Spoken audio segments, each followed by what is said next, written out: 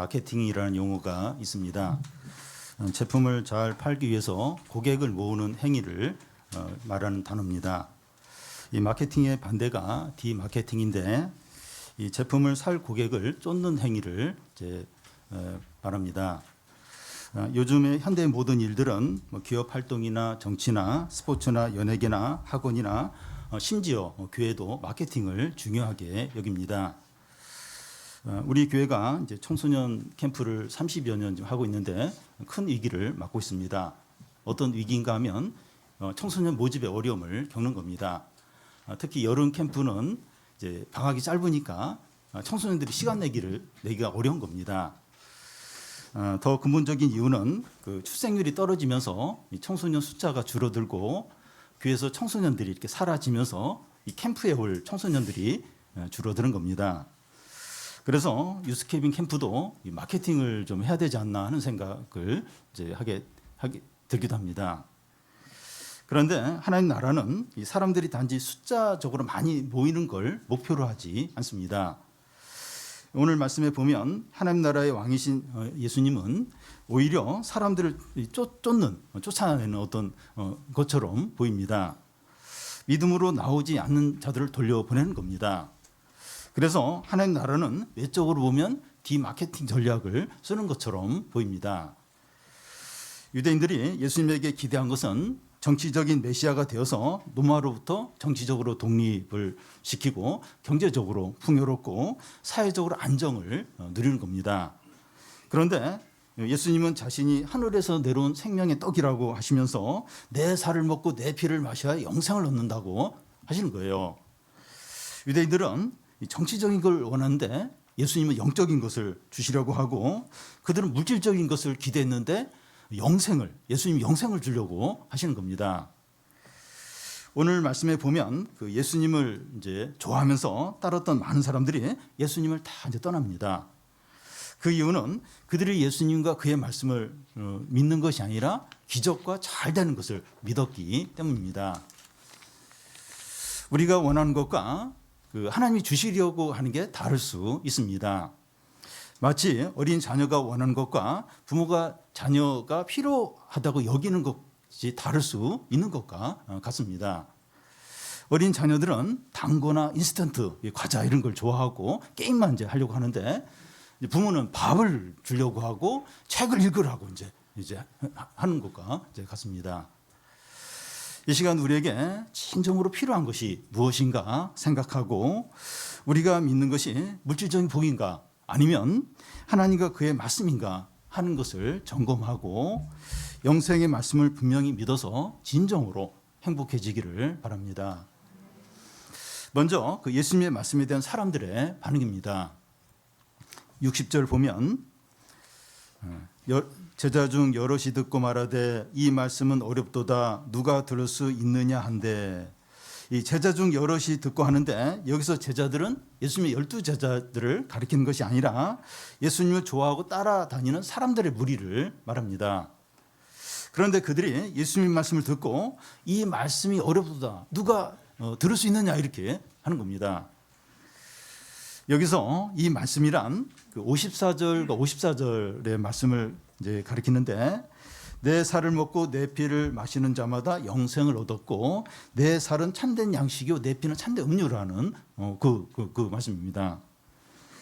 이 말씀의 의미는 예수님이 우리의 죄를 위해서 죽으시고 예수님을 믿을 때 우리 죄가 용서가 되고 영생을 얻는다 그런 의미죠.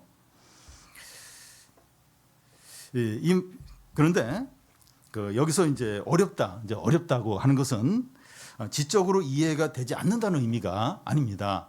예를 들어서 설교를 하는데 하나님의 속성에 대해서 이제 말하면서 하나님의 속성에는 비공유적인 속성이 있고 공유적인 속성이 있는데 비공유적인 속성에는 자존성, 또 불변성, 또 무한성, 유일성이 있고 공유적인 속성에는 또 이런 것이 있다. 이렇게 하면 그 설교를 들으면서 설교가 어렵네, 못 알아듣겠네 이렇게 할 겁니다. 이 사람들이 여기서 어렵다고 하는 것은 지적으로 이해하기가 어렵다는 의미가 아니라 받아들이기가 힘들다는 뜻입니다. 받아들이고 싶지 않다는 거예요. 화가 난다는 겁니다.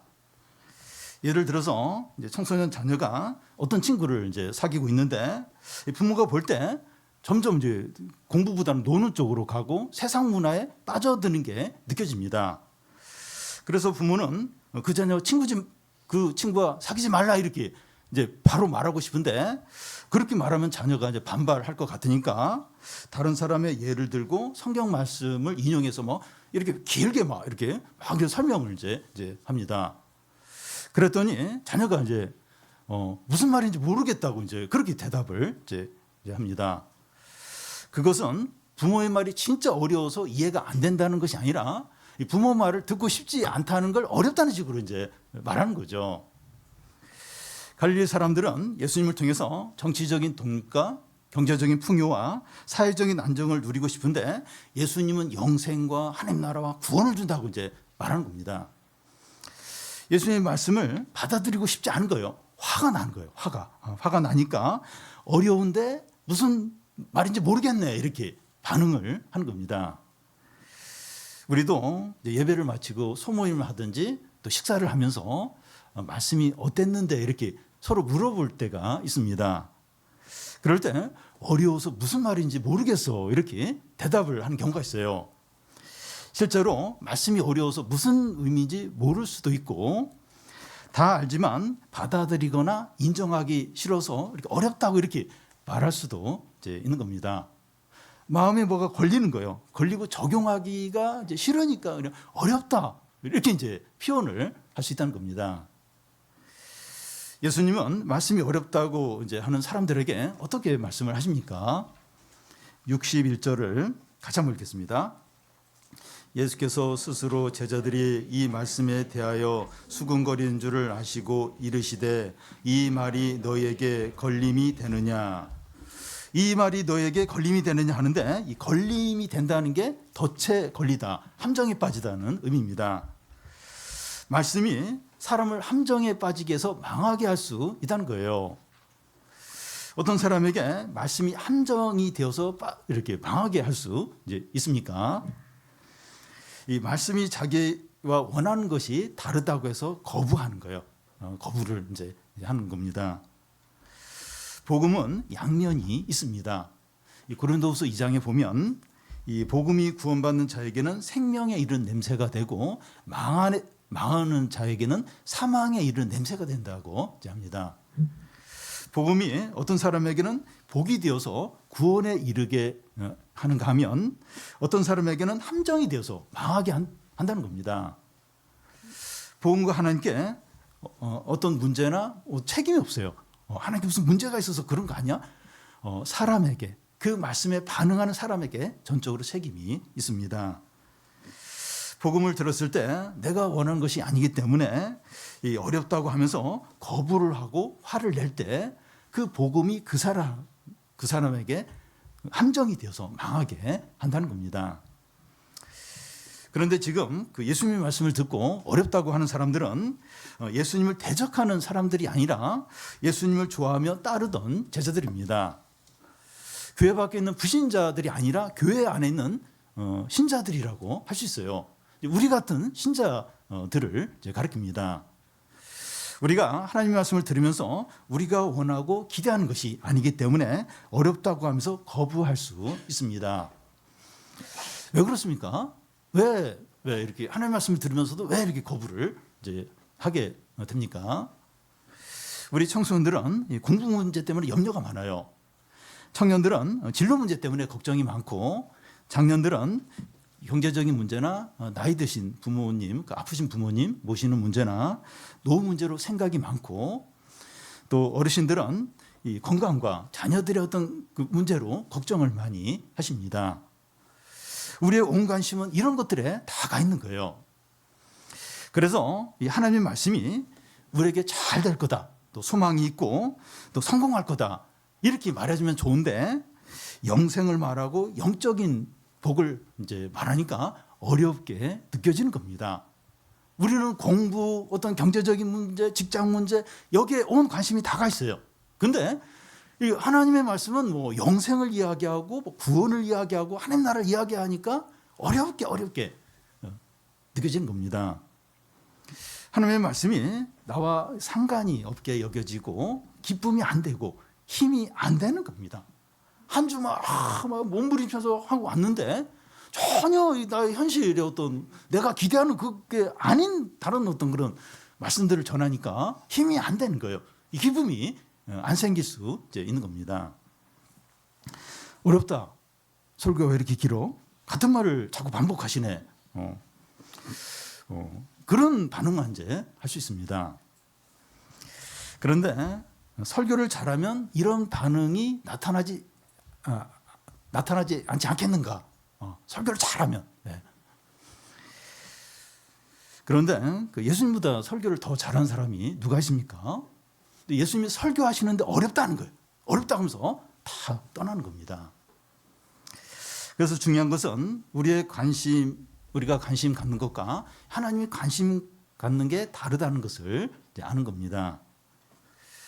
내가 중요하게 여기는 것과 하나님이 중요하게 여기는 게 다를 수 있다 하는 걸 인정하는 거예요. 내가 관심 갖는 것은 일시적인 거죠. 그리고 어떤 면에서 그냥 사라질 것들이에요. 근데 하나님이 관심을 갖는 건 진짜 영원하고 참된 거. 거기에 이제 하나님 관심을 이제 갖고 계신 거죠. 한번 보십시오. 우리가 진짜 관심을 갖는 거 이게 영원한 겁니까? 진짜 참된 거예요. 그리고 좀 하나님이 이렇게 말씀하시는 건 어떤 겁니까? 너무 다르죠. 진짜 참되고 영원한 건 하나님 거죠. 그래서 우리에게 필요한 게 관심을 바꾸는 거예요. 내가 관심을 갖는 건 내가 중요하고 지금 필요하긴 하지만 이건 일시적인 거지. 이게 사라질 것들이지. 근데 진짜 중요하고 참된 건 하나님이 지금 주시려고 하는 거지. 그래서 그것으로 관심을 바꾸는 겁니다. 이게 얼마나 중요한지 모릅니다. 그러니까 무조건 내가 원하고 기대하는 거 이건데 왜 이걸 말씀하지 않는 거, 왜 이걸 약속하지 않는 거야? 나 안 들을 거야. 화나네. 이러면서 그게 아니고 내가 지금 관심을 갖는 거 중요하게 여기는 뭐지? 그래 하나님 지금 자꾸 말씀하시는 게 뭐지? 그러면서 이 참되고 영원한 것으로 이렇게 바꾸는 겁니다. 관심을 바꾸는 거예요. 이게 얼마나 중요한지 모릅니다. 그러면 우리가 영생을 얻어요. 또 모든 복을 이제 받게 됩니다. 그런데 우리가 어렵다고 하면서 끝까지 거부하면, 끝까지 안 들으려고 하면 결국 이제 함정에 빠져서 망하게 됩니다. 다음은 사람들이 말씀을 어렵다고 하는 이유가 믿음의 문제가 있기 때문이라는 겁니다. 62절부터 65절까지 한 절씩 교독하겠습니다. 그러면 너희는 인자가 이전에 있던 곳으로 올라가는 것을 본다면 어떻게 하겠느냐?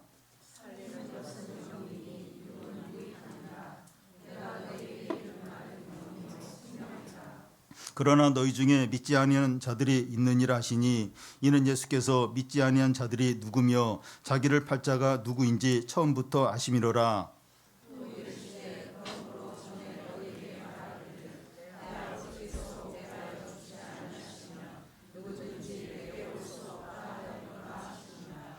64절 앞에 보면 너희 중에 믿지 아니하는 자들이 있다 이렇게 합니다.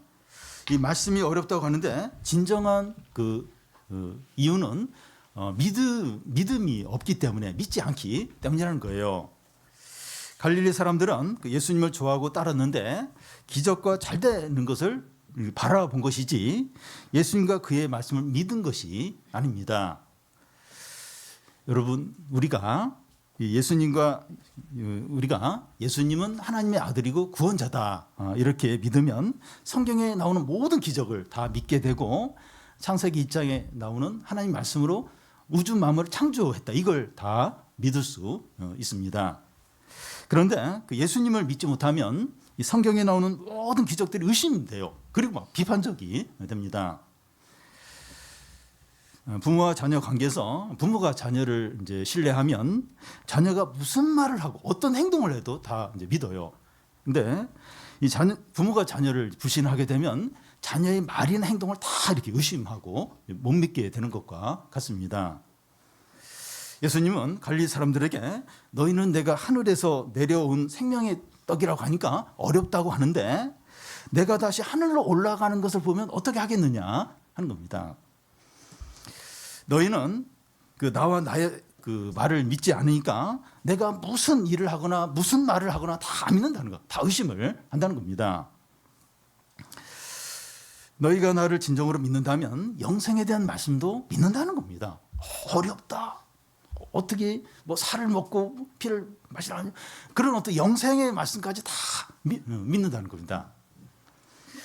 예수님은 누가 자기를 믿지 않고 누가 자기를 배신할 것인지 처음부터 아셨다는 거예요.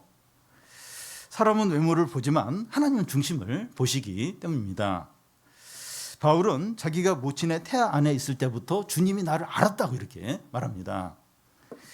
우리는 예수님을 절대로 믿지 않을 것 같은 사람이 믿는 것을 보면서 또 신앙생활 잘하던 사람이 하나님을 떠나는 걸 보면서 그때 너무나 당황해하면서 놀랍니다. 그런데 우리 주님께서는 그런 일이 절대로 없어요. 이런 일을 보고 나서 막 크게 놀라고 그런 일이 없습니다. 왜냐하면 내 아버지께서 오게 하여 주시지 아니하시면 누구든지 내게 올 수 없기 때문입니다. 누가 예수님을 믿게 되는 것은 하나님이 주관하신다는 거죠. 사람의 의지와 책임은 전혀 없다는 것이 아니라 하나님의 주관하에 이루어진다는 겁니다. 그래서 예수님은 많은 사람들이 몰려와서 왕으로 삼으려고 할 때도 좋아서 막 흥분하지 않았고, 많은 사람들이 썰물 빠지듯이 예수님을 떠날 때도 당황하면서 낙심하지 않으셨습니다. 사람들이 믿거나 믿지 않는 것은 하나님의 주권하에 있다 하는 것을 아셨기 때문입니다. 사무엘상 14장에 보면 요나단이 이런 비슷한 말을 합니다. 하나님의 구원은 숫자에 달려있지 않다는 거예요. 그 당시 블레셋과 이스라엘이 전쟁을 할 그런 상황인데, 블레셋 사람들은 병거가 3만이고 또 마병이 6천이고 백성들이 모래처럼 엄청나게 많은데 이스라엘 백성은 600명, 딱 600명밖에 없었습니다. 요나단은 하나님의 구원은 숫자에 달려있지 않다 이런 말을 하면서 자기 부하와 함께 블레셋 진영으로 들어가서 이제 싸우게 되는데 하나님이 큰 승리를 주게 됩니다. 사람의 숫자에 달린 것이 아니라 하나님께 전적으로 달렸다는 거죠. 우리가 영혼 구원이나 교회 부흥을 원하는데 상황이 너무 어렵고 사람들은 관심이 없고 기도하는 사람은 소수일 수 있습니다. 그렇더라도 우리가 하나님의 능력을 믿고 앞으로 나아갈 때 놀라운 승리와 부흥을 누리게 됩니다. 부흥은 하나님께 전적으로 달려있기 때문입니다. 진정으로 그렇습니다. 다음은 많은 제자들이 예수님을 떠났는데 12제자들은 어떻게 하느냐 하는 겁니다. 66절에서 69절까지 한 절씩 교대하겠습니다. 그때부터 그의 제자 중에서 많은 사람이 떠나가고 다시 그와 함께 다니지 아니하더라. 시몬 베드로가 대답하되 주여 영생의 말씀이 주께 있사오니 우리가 누구에게로 가오리이까?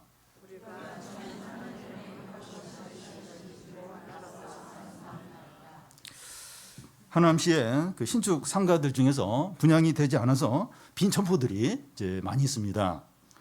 이 다른 지방 신도시들은 더 이제 심한 곳이 많다고 하는데 이 상가가 너무 조용하고 썰렁해서 유령도 살지 않는다는 말까지 합니다. 상가를 잘 지었지만 분양이 되지 않는다고 하는 것은 예측을 잘못했거나 경기가 너무 안 좋거나 어떤 심각한 문제가 있는 거죠. 교회 건물이 크고 교인들이 많았는데 어느 때부터 교인들이 싹 빠져나가고 소수만 예배를 드린다면 그 교회에 무슨 큰 심각한 문제가 있다고 이렇게 생각을 이제 하게 됩니다. 그동안 많은 사람들이 예수님의 팬이라고 하면서 너무 좋아하고 열심히 쫓아자는데 어느 날부터 싹 떠나는 거예요. 싹 떠나는 겁니다. 예수님은 이런 변화에 대해서 하나님의 주권하에 있다는 것을 아시고 흔들리지 않았습니다. 그런데 12제자들은 영향을 받지 않을 수 없었습니다. 예수님께 무슨 문제가 있는 것은 아니야? 우리도 빨리 좀 떠나야 되는 거 아닌가? 이런 의심과 침체와 어떤 불신이 생길 수 있었습니다. 예수님은 제자들의 이런 마음을 아시고 물어봅니다. 너희도 가려느냐? 너희도 가려느냐? 예수님께 이렇게 물으신 것은 다 떠나니까 자포자기해서 너희들도 다 가버려. 소용없어. 떠나. 이런 마음으로 물은 게 아닙니다. 너희도 가려느냐? 그 헬라어 단어를 보면 부정을 기대하는 이렇게 질문입니다. 우리는 떠나지 않겠습니다. 이런 대답을 기대하고 너희도 가려느냐 이렇게 물은 겁니다. 우리도 큰 어려움이 있고 유혹이 너무 크고 또 억울한 생각이 들 때 하나님을 떠날까? 신앙을 버릴까? 교회 그만 다닐까? 이런 생각이 들 수 있어요. 그러니까 실제로 그렇게 하지 않더라도 잠시라도 하나님을 떠나고 싶고 신앙을 내려놓고 싶은 생각이 들 때가 있습니다. 그런데 주님이 우리에게 너는 나를 떠날 거니? 이렇게 물으신 것과 같습니다. 그럴 때 떠나는 것은 우리 자유니까 뭐 떠나도 되겠지 하는 것이 아니라 떠나지 말라는 거죠. 네. 주님은 우리를 너무 사랑하세요. 그래서 우리가 주님을 떠나지 않기를, 또 떠났을 때 얼마나 비참한지 아시기 때문에 떠나지 않기를 너무나도 원하십니다. 여러분, 우리는 이 주님의 말씀을 들었고 은혜를 받았고 빛 가운데 들어왔고 구원을 받았는데 우리가 어디로 돌아가겠습니까? 우리가 주님을 떠난다면 어디로 가겠습니까? 우리가 하나님을 떠나서 돌아간다는 것이 어떤 의미죠? 그게 어떤 겁니까? 탕자처럼 아버지를 떠나서 결국 비참하고 빈곤한 삶으로 돌아가는 것이고, 돼지가 깨끗하게 목욕을 하고 오물에 뒹구는 것과 같고, 정욕과 욕심과 어둠과 죄악의 삶으로 다시 돌아가는 겁니다. 히브리서에서는 한 번 은혜를 맛본 자가 타락하면 다시 회복이 안 된다 이렇게 말씀합니다. 목숨 걸고 탈북해서 한국에 와서 사시는 분들 수만 명이 되는데 소수가 한국 생활에 적응이 못해서 북한으로 돌아간 사람들이 소수 있습니다. 그렇지만 대다수 탈북한 분들은 다시는 북한에 돌아가고 싶어 하지 않아요. 다시는 북한에 돌아갈 생각을 하고 있지 않습니다. 우리가 주님을 떠나서 다시 옛날로 돌아간다고 하는 것은 끔찍해요. 가장 비참해지고 최악으로 돌아가는 겁니다. 예수님의 질문에 제자들을 대표해서 베드로가 뭐라고 대답을 합니까? 주여, 영생의 말씀이 주께 있사오니 우리가 누구에게로 가오리까? 주는 하나님의 거룩하신 줄 우리가 알고 믿는다고 합니다. 예수님을 떠난 많은 사람들과 베드로의 차이가 무엇입니까? 믿음의 차이예요. 기적이나 잘 되는 것을 믿는 것이 아니라 예수님과 그의 말씀을 믿는 거죠. 사람들은 예수님 말씀이 어렵다고 하면서 떠났는데 베드로는 그 말씀을 믿습니다. 그러니까 똑같이 예수님 말씀을 들었는데 예수님을 따르던 많은 사람들은 어렵다 이러면서 그냥 떠났어요. 그런데 베드로는 그 말씀을 믿었습니다. 그 차이가 뭡니까? 어떤 차이가 있는 거죠? 베드로가 문해력이 좋거나 또 지적이거나 공부를 많이 해서가 아닙니다. 지적이고 이해력이 좋은 것으로는 믿음을 가질 수 없습니다. 만약에 믿음이 지적인 능력에 달려있다면 그 당시 예수님 당시에 제사장, 서기관, 바리새인들이 다 예수님을 믿었을 거예요. 그 믿음이 문해력이나 지적인 수준에 달려있다 그러면 다 그 지적인 그 사람들은 예수님을 다 믿었을 겁니다. 근데 안 그랬죠. 반대죠.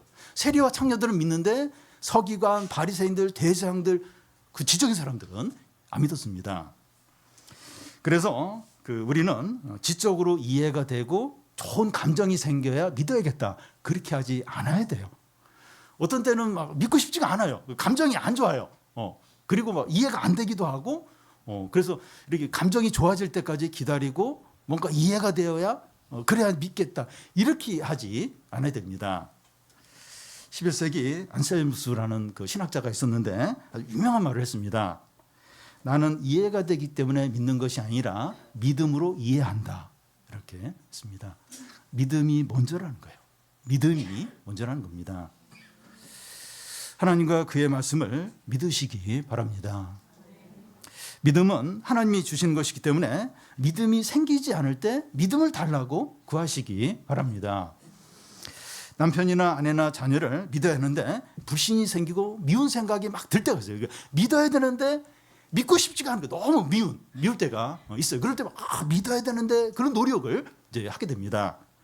하물며 거룩하고 의로우신 하나님이 믿어지지 않을 때 믿음을 달라고 구하는 거죠. 그러니까 사람을 믿어도 배신을 당하는 경우가 있어요. 근데 하나님은 안 그렇죠. 하나님은 전혀 안 그래요. 근데 믿음이 안 생기는 거예요. 진리인 줄 아는데 안 믿어지는 거예요. 믿음을 달라고.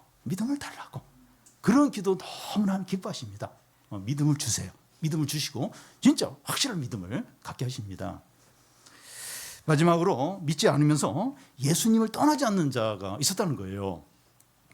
70절, 71절 한 절씩 교대 읽겠습니다.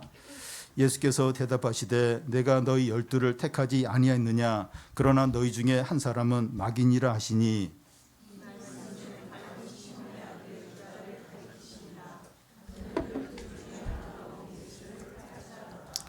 예수님을 따르던 많은 사람들이 예수님을 떠난 후에 이 제자들에게 너희도 가려느냐 이렇게 묻자 베드로가 대표해서 우리가 주를 떠나서 누구에게 가겠느냐 이렇게 합니다.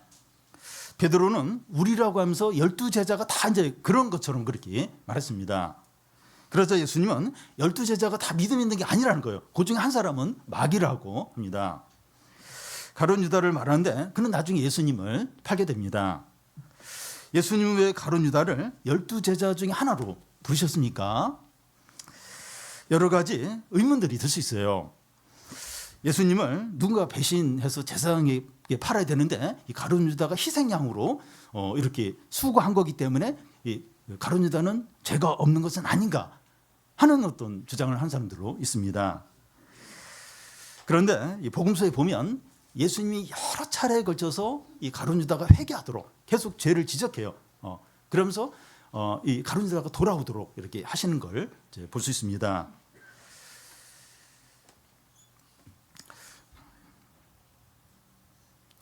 하나님의 주권하에 이런 일이 일어나지만 이 가룟 유다에게 책임이 없는 것은 아닙니다. 이 가룟 유다가 이 일을 행할 때 뭔가 홀려서 수동적으로 자기는 그러고 싶지 않은데 뭔가 홀려가지고 그래서 이렇게 하는 것이 아니라 능동적으로 자원해서 적극적으로 이 일을 하는 것을 볼 수 있습니다. 그래서 이 가룟 유다의 죄악이 크죠. 큽니다. 예수님은 가룟 유다를 12제자 가운데 두신 이유는 교회의 유익을 위해서입니다. 예수님이 12제자들 가운데 배신자가 있었다면 교회 안에도 얼마든지 이런 사람이 나올 수 있다는 거죠. 믿음이 있어도 이렇게 될 수 있는 것이 아니라 처음부터 믿음이 없었던 것이고 구원받은 신자라도 이렇게 될 수 있는 것이 아니라 처음부터 신자가 아니었던 겁니다. 물론 이런 사람이 죽기 전까지 회개하고 또 믿음을 가질 수 있고 신자가 될 수 있는 기회는 있습니다. 죽기 전까지 얼마든지 회개하고 얼마든지 신자가 될 수 있습니다. 우리는 교회에 교인들이 크게 줄어들고 또 신앙을 버리고 세상으로 가는 교인들이 늘어나고 목사나 중직자들이 큰 죄를 짓는 것을 볼 때 너무나 낙심하거나 두려워하지 않아야 합니다. 신자들과 교회는 하나님의 주권하에 있기 때문입니다. 아무리 상황이 절망적이더라도 하나님의 능력과 성령의 일하심을 믿고 부흥을 위해서 함께 기도하면서 앞으로 나아가야 합니다. 우리가 너무 힘들고 유혹이 강하고 또 세상이 너무 크게 다가올 때 주님이 너도 가려느냐 이렇게 물으세요. 우리가 갈 데가 어디 있습니까? 주님을 떠나서 어디로 가겠습니까? 존 번연의 천루역정에 보면 크리스찬이 순례길을 가는데 이 중간에 마귀가 길을 막아서 마귀와 싸우게 됩니다. 크리스찬은 하나님의 전신갑주, 투구와 흉배와 허리띠와 방패와 칼 이런 걸로 이제 무장을 이제 하게 돼요. 그런데 등을 보호할 장비는 없는 거예요. 에베소서 6장에 이제 그리스도인의 전신갑주가 나오는데 다 이렇게 앞에 싸울 수 있는 그런 무기지 등을 보호하는 그런 장비는 이제 없습니다. 무슨 말인가 하면 크리스찬이 마귀와 정면으로 맞서서 싸우면 반드시 이기는데 뒤돌아서서 도망을 치면 등을 보이게 되면서 패배하게 된다는 거예요. 그러니까 그리스도의 전신갑주를 입고 마귀와 싸우면 물론 쉽지는 않지만 결국은 이기게 돼요. 왜냐하면 이 그리스도의 어떤 능력으로, 하나님 능력으로 이기게 되는데, 뒤를 돌아서서 도망을 치면 등이 보이는 거예요. 그러면 패하게 됩니다. 패하게 돼요. 우리가 예수 그리스도를 믿는 신자가 되었으면 계속 믿음으로 나아가야 합니다. 큰 손해를 보고 위기를 맞고 목숨이 위태롭더라도 앞으로 나아가야 돼요. 그러면 살아요. 승리합니다. 구원을 얻게 됩니다. 오늘 주보에 한 장로님이 그 디모데 후서 말씀을 이제 인용하셨는데, 선한 싸움을 싸우며 의의 면류관을 향하여 이렇게 달려가자, 이제 했습니다. 우리 모든 성도들이 주중 매일 성경 빌립보서 3장 14절 말씀처럼 표대를 향하여 하나님이 위에서 부르신 부름의 상을 위하여 등을 보이지 말고 계속해서 달려가시기 바랍니다.